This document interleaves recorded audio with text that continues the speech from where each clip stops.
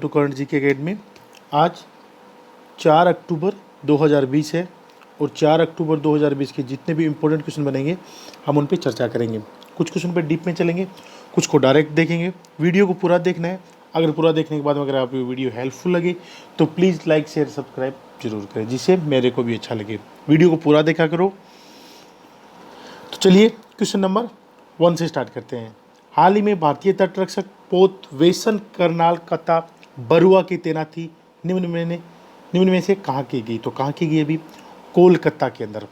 कोलकाता के अंदर है वो भारतीय तटरक्षक पोत है बेसल करनाल कता बरुआ, उसकी तैनाती कोलकाता के अंदर की गई है। ये garden reach ship building and engineers limited द्वारा निर्मित फास्ट पेट्रोल वेसल की श्रृंखला का 5वां और अंतिम पोत है। एफबीपी इंश्योर गश्ती पोतों को उन्नत संस्करण है जो पतवार के संशोधित रूप के साथ है, जो 34 कनोट्स गति तक चल सकता है। इन पोतों को जो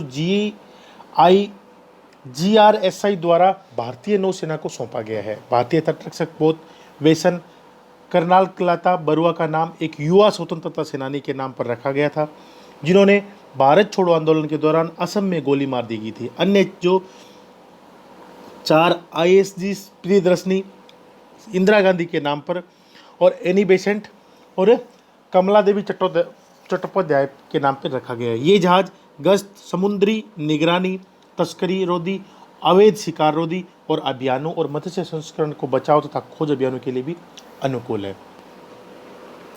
नेक्स्ट चलते हैं। हाल ही में आरंभ हुआ भारत बांग्लादेश नौसेना द्विपक्षीय अभ्यास का दूसरा संस्करण निम्न में से कहाँ शुरू हुआ?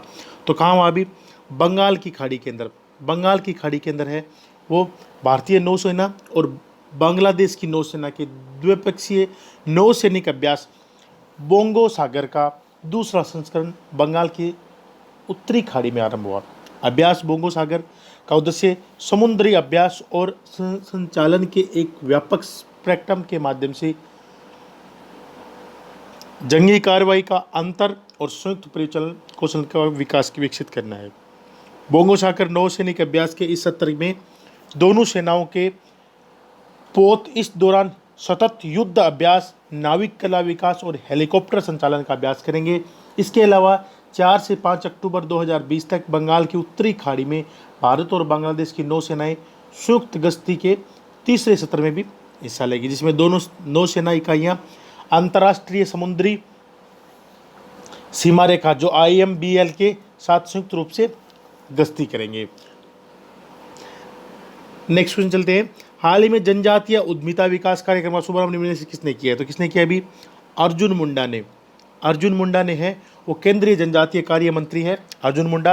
उन्होंने जनजातीय उद्यमिता विकास कार्यक्रम का शुभारंभ किया है। 3 साल की इस पहल को जनजातीय मामलों के मंत्रालय और शीर्ष उद्योग निकाय associated chambers of commerce and industries of India द्वारा संयुक्त रूप से इसको लॉन्च किया गया है।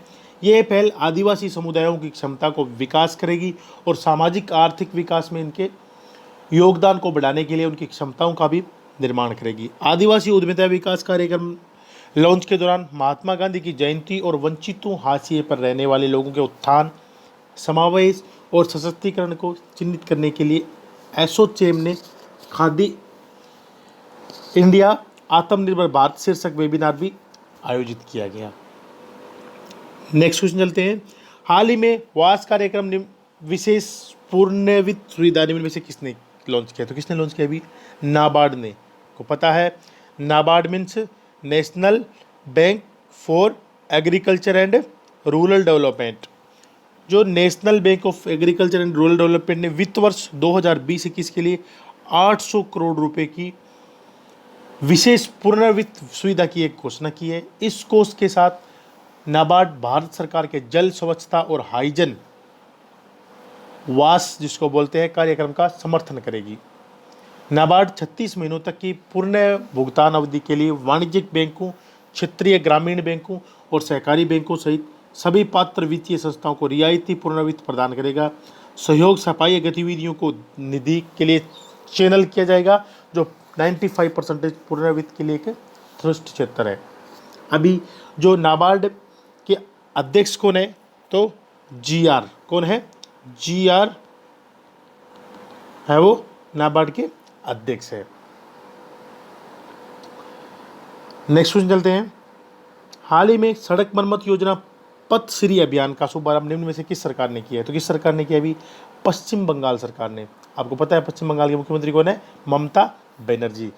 पश्चिम बंगाल द्वारा एक पथ श्री अभियान नामक एक नई योजना की शुरुआत की गई है। ये एक सड़क मरम्मत योजना है जहाँ राज्य भर की 12,000 किलोमीटर वाली सड़कों के 7,000 खंड से अधिक हिस्सों की मिशन मोड में और समयबद्ध तरीके से मरम्मत की जाएगी। पश्चिम बंगाल सरकार ने इन सड़कों की एक सूची तैयार की है जिन्हें नई योजना के तहत मरम्मत किया जाएगा, जहां राज्य के लोग सरकार की दीदी के बोलो पहल के माध्यम से मुख्यमंत्री तक पहुंच सकेंगे।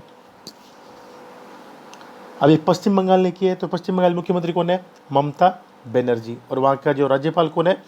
जगदीप धनखड़। कौन है? जगदीप धनखड़ है वो वहाँ के राज्यपाल है। कहाँ के राज्यपाल है ये?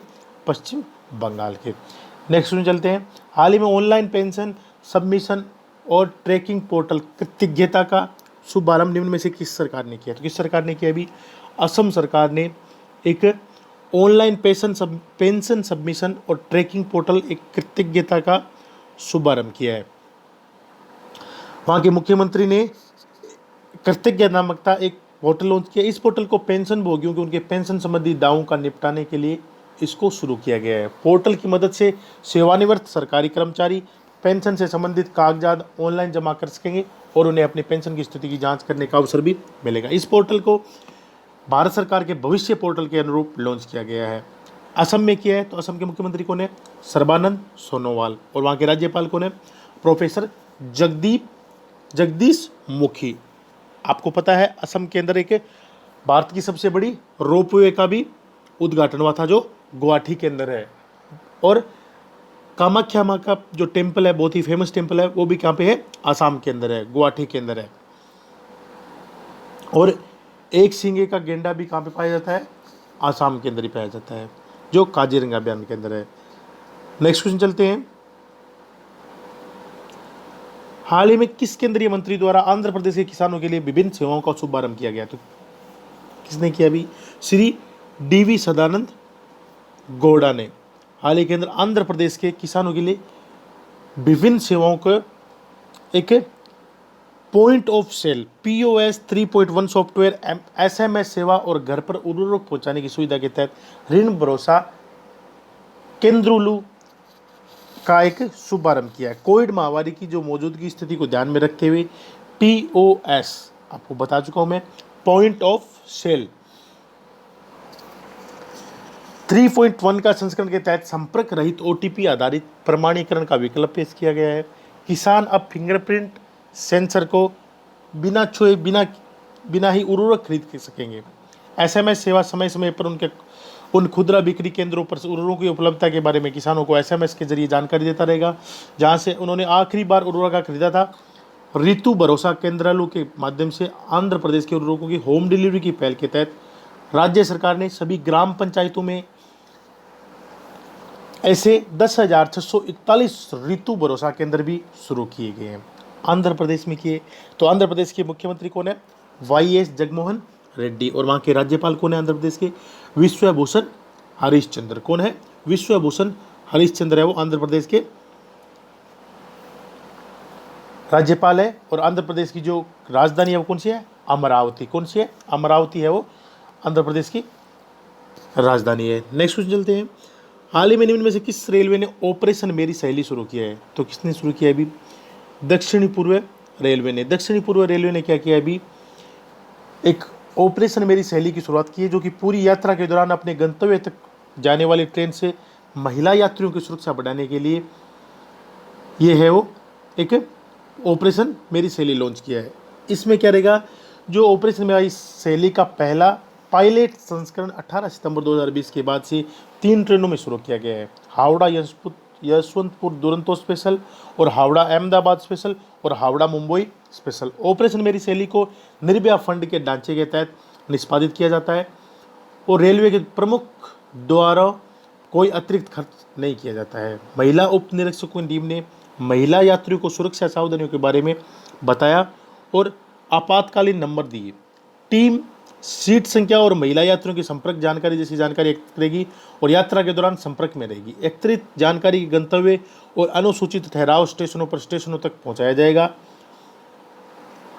तो खास तौर पर ये महिलाओं के लिए एक ऑपरेशन मेरी सहेली शुरू किया गया है। अभी दक्षिणी पूर्व रेलवे के तो इसके महाप्रबंधक कौन है?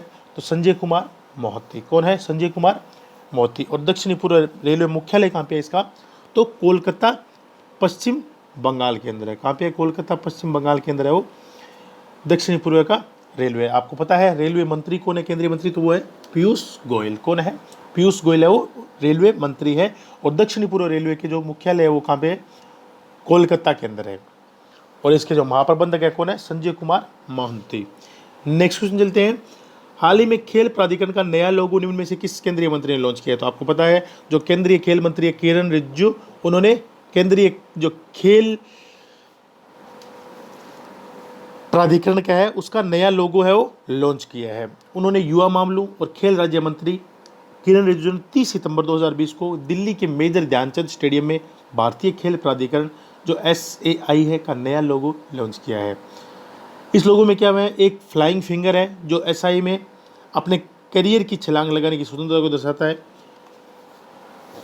और आकृति में भारतीय तिरंगा और चक्र का भी नीला रंग है। ये लोगो देश में खेल उत्कृष्टता का निर्माण करने के लिए जमीनी स्तर की खेल प्रतिभा की पहचान और पोषण से SAI की कायापलट की यात्रा को दर्शाता है। आपको पता है जो खेल प्राधिकरण के महानिदेशक है वो कौन है? संदीप प्रधान। कौन है? संदीप प्रधान है वो खेल प्राधिकरण के अध्यक्ष है। और इसका जो भारतीय खेल प्राधिकरण की स्थापना हुई थी वो कब हुई थी? 1984 के अंदर हुई थी। कहाँ पे हुई थी? 1984 के अंदर हुई थी। जो मुख्यालय कहाँ पे है इसका? न्यू दिल्ली के अंदर है। और इसके जो उत्तरदायी मंत्री कौन है? किरण रिजिजू। कौन है? किरण रिजिजू है वो खेल प्राधिकरण के खेल मंत्री है। नेक्स्ट क्वेश्चन चलते हैं। हाल ही में किस केंद्रीय मंत्री ने defence India startup challenge 4 launch किया है? तो किसने किया? अभी हमारे रक्षा मंत्री जी। कौन है? राजनाथ सिंह जी। उन्होंने आइंडेक्स इवेंट के दौरान डिफेंस इंडिया स्टार्टअप चैलेंज 4 को लॉन्च किया। कार्यक्रम के दौरान जो रक्षा मंत्रालय द्वारा इंडेक्स फौजी पहल और उत्पाद प्रबंधन दृष्टिकोण दिशा निर्देशों भी लॉन्च किए गए। इन पहलों में से प्रत्येक के लिए DIO जो डिफेंस इनोवेशन ऑर्गेनाइजेशन है उसकी सुविधा के लिए कार्यक्रम को गुणवत्ता और मात्रात्मक रूप से बढ़ावा किया था। डिफेंस इंडिया स्टार्टअप चैलेंज के तहत सशस्त्र बलों से 11 चुनौतियों को संभावित स्टार्टअप इनोवेटर्स MSME के लिए खुले तौर पर किया गया है जो प्रौद्योगिकियों पर अपने अभिनव विचारों को प्रदान करने के लिए समान है, जो रक्षा क्षेत्र में उनके एप्लीकेशन का भी पता लगाते हैं। नेक्स्ट क्वेश्चन चलते हैं। हाल ही में नीति आयोग ने किस देश के दूतावास के साथ स्टेटमेंट ऑफ इंटेंट पर हस्ताक्षर किए? तो किस देश के साथ में किया? अभी आयरलैंड के साथ के अंदर। नीति आयोग और नीदरलैंड, सॉरी ये आयरलैंड नहीं है, नीदरलैंड है। नीदरलैंड नई दिल्ली के दूतावास ने क्लीनर और अधिक ऊर्जा को समायोजित करने के लिए डीकार्बोनाइजेशन और एनर्जी ट्रांजिशन एजेंडा का समर्थन करने के लिए एक स्टेटमेंट ऑफ इंटेंट SOI पर हस्ताक्षर किए हैं। इस साझेदारी का फोकस दोनों संस्थाओं की विशेषता का लाभ उठाकर नवीन तकनीकी समाधान को तैयार करना है। इस सहयोग के माध्यम से नीति आयोग और डच दूतावास एक रणनीतिक साझेदारी की तलाश करते हैं जो एक मंच बनाने के लिए है जो नीति निर्माताओं, उद्योगों, निजी उद्यमों और क्षेत्र के विशेषज्ञों सहित हितधारकों और प्रभावितों के बीच व्यापक सहयोग को सक्षम बनाता है। नीति आयोग के जो मुख्य कार्यकारी अधिकारी आपको पता है कौन है? अमिताभ कांत। कौन है? अमिताभ कांत है वो नीति आयोग के कार्यकारी अध्यक्ष है। और नीति आयोग के जो प्रमुख रहते हैं वो कौन रहते हैं? आपको पता है हमारे प्रधानमंत्री जी रहते हैं। अभी नीदरलैंड के साथ में किया तो नीदरलैंड के जो प्रधानमंत्री कौन है? मार्क रुट्टे। कौन है? मार्क